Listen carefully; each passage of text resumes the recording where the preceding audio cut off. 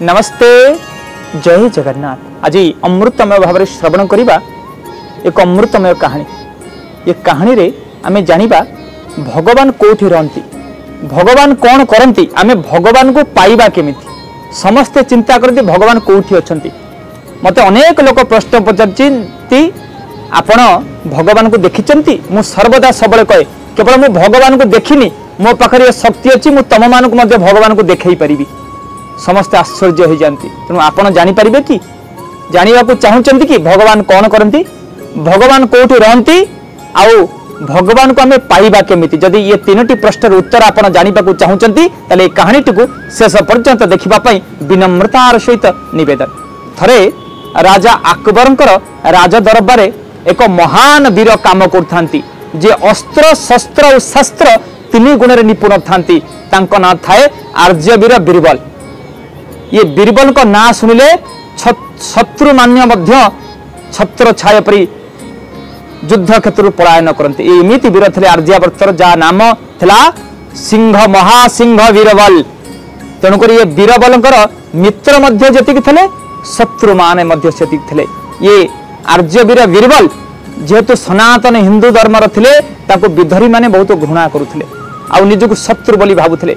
आउ ये बीरबल कथार राजा अकबर परिचालित होते बोली विधर्वी माने मौलवी माने सब चिंता करते बीरबल को किमती बाटू खसईदेवे। दिने रातिले राजा अकबर जेहेतु मुसलमान धर्मर थिले, तांकर धर्मगुरुबा मौलवी माने आसी दिने राजा अकबर पाखरे पहुंची कहले, हे अकबर तमे विधर्मी हो गलनी, तमे धर्मद्रोही हो गलनी। अकबर कहले कौन है ना, तमे जो बीरबल को कथार परिचालित जानते से बीरबल जने हिंदू धर्म ना। हाँ मु जानी ना, बीरबल जहाँ कहते ठीक कहती। कहले तमें जन विधर्मी कथार परिचालित होउच। अकबर कहले ना ना, हाँ आज मौलवी माने राजा अकबर को कहले तमें जो प्रत्येक कथार जय श्री राम कौच, जय श्री कृष्ण कौच ना। हाँ मु जानी जितेबाला बीरबल को कथार अकबर कहले मौलवी मान को, मु जानी मु देखी सैन्य माने 5 दिन है खाई नथिबे, जय श्रीराम कहते गोटे राज्य को जय कर चल जाते। श्री राम नाम एत शक्ति ना, राम नाम एत शक्ति। हिंदू मानकर देवादेवी की नहीं तुम गर्व कर, तुम जानिच भगवान राम कौटी अच्छी। रामचंद्र बीरबल को कथार जो अकबर आज मौलवी मान को शतसिंगर बल पड़े। हाँ मुझे जानी ना, जदि जानिचे ताले मते कह जे भगवान कौटी अच्छी, भगवान कौन करती, भगवान को आम पाइबा केमिति। तमें जदि आम तीनोटी प्रश्नर उत्तर देदेव। राजा अकबर कहले मु सिना दे पारिबिनी, किंतु मोर विश्वास अछि बीरबल निश्चय तम प्रश्नर उत्तर दब। तमर प्रथम प्रश्न तो भगवान कौन करि पारंती, भगवान कोठी अछंती, जदि भगवान अछंती ताले आमे भगवान को पाइबा केमिति। ए विश्वास अछि। मौलवी माने कहले, मुसलमान मानकर धर्मगुरु कहले जदि बीरबल न कहि पारे ना, मु तुमको कथा देछि जदि बीरबल ये तीनोटी प्रश्नर उत्तर न दे पाला तार बीरबल मुंड कट हबो। सकाळु सकाळु मौलवी मानक कथार उत्क्षिप्त होई राजा अकबर बीरबल को डकैले। बीरबल अकबर कथार आसी राज दरबार भितर प्रवेश करी गले। चित्कार करी राजा अकबर कहले, हे बीरबल तुमको मत आज तीनोटी प्रश्नर उत्तर दबा पड़िबो। तमे जदि मोर तीनोटी प्रश्नर उत्तर न देलो तम मुंड काट हबो। ए कथा श्रवण करि साला पर बीरबल कहले, हे महाराज मते प्रश्न करिबा पूर्व आपण मते दंड दे सारी, न कहि पाइले मोर मुंड काट हबो। आपण प्रश्न पचारिबा पूर्व मोर मुंड काट कर सारे, अर्थात मु मरी सारे। तो जे ठीक अच्छी आपण मो पर विश्वास नहीं ताले मते आपण गोटे 24 घंटा समय दियंतु, अर्थात गोटे दिन समय दियंतु। जदि मु न करि परिबी ताले मो मुंड काट हो जिवो। आपण माने जानिले आह्लादित हेबे। ठीक गोटे दिन पर अर्थात 24 घंटा पर सकाळ 9टा रे बीरबल आसी पहुंची गले राज दरबार आगे। आज बीरबल भगवान को देखै परिबनी, बीरबल भगवान कोठी रहंती कहि परिबनी बोली सहस शंकर मुसलमान धर्मगुरु माने आसी पहुंची गले। कहीं शत्रु बीरबल आज मुंड कटा हब। आपण जानी आह्लादित हे। शतसिंगर वीर परी बीरबल आज सिंहासन सामने राज दरबार में पहुंचिक चित्कार कले, हे राजा अकबर तमर कौन थिला प्रथम प्रश्न कहतु। राजा अकबर कहले, हे बीरबल मोर प्रथम प्रश्न तम भगवान कौन करि पारंती। बीरबल विनम्रतार सहित कहले, हे राजा अकबर स्वधर्मे निधन श्रेय परधर्म बहावय। आमे मरीजु पछे परधर्म ग्रहण करिबोनी। राजा अकबर कहले, मु तो धर्म परिवर्तन कथा कहूनी ना, मु से कथा कहूनी। बीरबल कहले आम हिंदू धर्म नियम जे भगवान को कथा कहब से ऊपर बसिबो, जे भगवान को कथा सुनिबो से तले बसिबो। आपन तो सिंहासन पर बसिले, मु तो तले ठियाली, मु किंतु हरि कथा कहबी। आम हिंदू धर्म नियम अछि जे आपनकर प्रश्न जे भगवान कौन करि पारंती, मु जदि भगवान को कथा कहबी आम धर्मर नियम जे हरि कथा कहबो से ऊपर बसिबो, व्यासपीठ रे बसिबो, जे सुनिबो से तले बसिबो। आपन ऊपर बसछते मु तले ठियाइछि, मु किंतु हरि कथा कहबी। मु धर्म को विच्युत करि परिबिनी कि धर्म दोई हेई परिबिनी। मु जदि हरि कथा कहबी भगवान को कथा कहबी मु ऊपर बसि। राजा अकबर रागी गले कहले हे बीरबल तमे सिंहासन ऊपर को आस, मु सिंहासन तळ को जाउछि। राजा अकबर सिंहासन तळ को ओल्हे आसले। बीरबल सिंहासन ऊपर बसिकरी कहले हे अकबर तमे तमर प्रश्न पचार। राजा अकबर कहले हे बीरबल मोर प्रथम प्रश्न तुम भगवान कौन करि पारंती।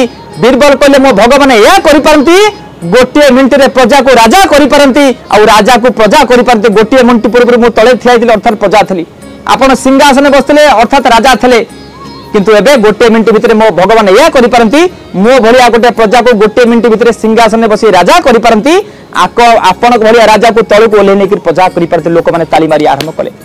राजा कहले ठीक अछि गोटे गुली सरी गेला आ दुईटी गुली पर। द्वितीय प्रश्न तम भगवान कोठी अछंती ना। हे राजा अकबर आपण जानियौ चंती मो भगवान कोठी अछंती ना। हां ना एबे आपण गोटे बाल्टी पानी आ गोटे डबा लूण आनंतु। संगे संगे गोटे बाल्टी पानी आइला, गोटे डबा लूण आइला। संगे संगे लूण को पानी भितर गोले दे बीरबल कहले हे राजा अकबर कुहतु लूण कोठी रहिला ना। पानी बाल्टी भितर लूण मिलै गला ना। पानी बाल्टी भितर लूण कोठी अछि ना। पानी जोठी जोठी अछि लूण सेठी सेठी अछि। बीरबल को ठीक सेमती लूण पानी बाल्टी भितर मिलै गला परे लूण जेमती जोठी जोठी अछि पानी सेठी सेठी अछि, सेमती मो भगवान अत्र तत्र सर्वत्र आकाश वायु अग्नि जल जुआर जुआर व्याप्त। मो भगवान सियाड अछि आकाश जुआर व्याप्त, जल जुआर व्याप्त, पृथ्वी जुआर व्याप्त।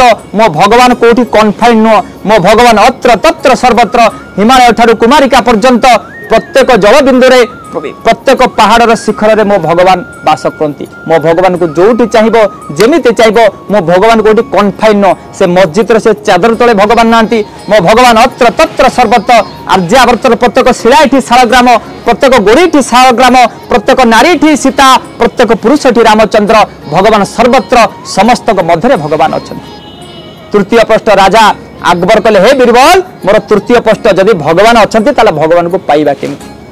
बीरबल हसिकरी कहले आपण ताले चाहउछथि भगवान को पाइया पई ताले आपण मते संगे संगे दुआ हेतिबा गोटे क्षीर बाल्टी आनंतु। संगे संगे अकबर को कथारे दुआ हेतिबा गोटे क्षीर बाल्टी आसी पहुंची गला। आज्ञा क्षीर बाल्टी देखे बीरबल कहले हे महाराजा ये कौन ना क्षीर बाल्टी ना। ये क्षीर बाल्टी भितर दही अछि ना ना अछि, लवणी अछि ना ना लवणी अछि, घी अछि ना ना घी अछि। जदि क्षीर बाल्टी भितर लवणी अछि, घी अछि, छेना अछि, दही अच्छी ताले आपण हाथ पर क्षीर बाल्टी लवणी दही क्षीर छेना को टाणी पारिबे कि ना। आपको गोटे प्रोसेस दरकार। क्षीर को लवणी बाहर करिया पे गोटे प्रोसेस दरकार। क्षीर को आगे गरम होई गोटा बड़ारे बसिबो, ताको बसा दही बोली कहिबे।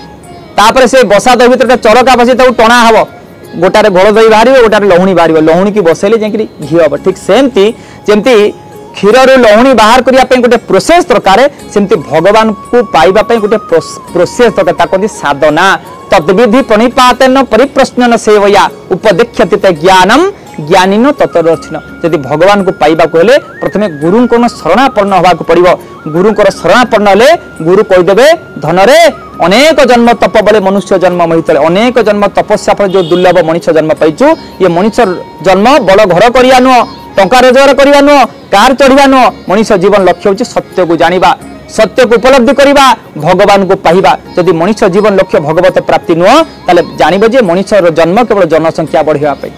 तेणुक हे सज्जन माने तेणुक गुरु को शरणापन्न नहले तमे भगवान को पाई परिबनी। तेणु गुरु को पाइले जाई गोविंद को पाइबो। सेतपई कोन जगन्नाथ दास ओडिया भागवत रे लिखले गुरु को न मणिब नर गुरु जे साक्षात ईश्वर। तेणु माँ माने बाबा माने जदि आपण भगवान को जानिबा पई चाहुचंती, भगवान को पाइबा पई चाहुचंती, भगवान को देखिबा पई चाहुचंती, प्रथमे गुरु को शरणापन्न हबो। गुरु शब्दर अर्थ कोन? गु होची अज्ञान रूपक अंधकार को दूरीभूत करी जे ज्ञान रूपक आलोक आड़ को नहीं जानती से होचंती गुरु। तेणु करी हे सज्जन माने जदि जीवन में भगवत शक्ति को उपलब्धि करिया को चाहुचंती ताले आपण को गुरु को शरणापन्न होतो। आपण जानि परिबे भगवान कोठी रहंती, भगवान को आम केमिति पाइबा, भगवान कोठी अछंती। यदि भगवान को पाइबा पई चाहुचंती, भगवान को जानिया को चाहुचंती ताले गुरुदेव को पदार बिंदरे निजको सबुबले समर्पित करंतु कहीं ना गुरु पद रज आम भीतर थिबा कलीर कलमश को निश्चय दूरीभूत करि परिबो।